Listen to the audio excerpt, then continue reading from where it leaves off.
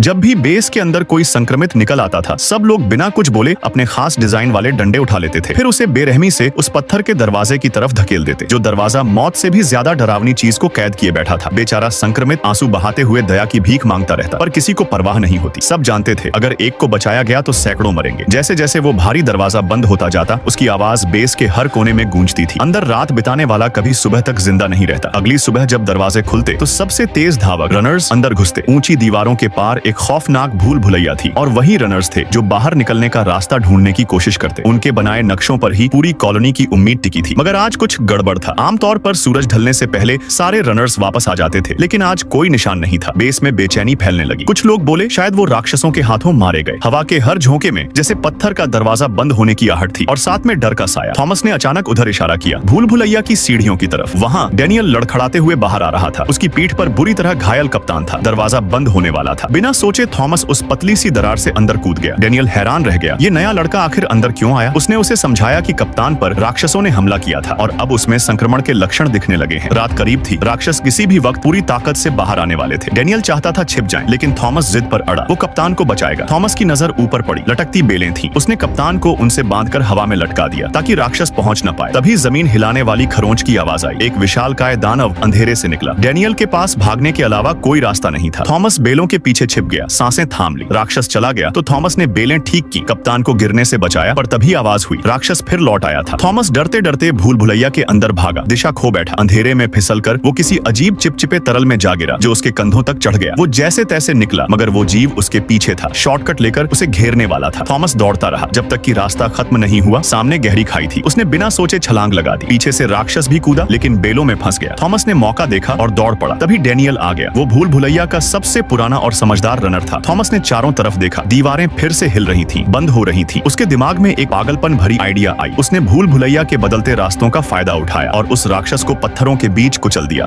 सुबह जब दरवाजे खुले तो पूरा बेस खामोश था। सबकी नजर उस ओर गई जहां से थॉमस और डैनियल लहूलुहान हालत में बाहर निकले। भीड़ हैरान थी, क्योंकि आज तक कोई दूसरी रात देखकर जिंदा नहीं लौटा था।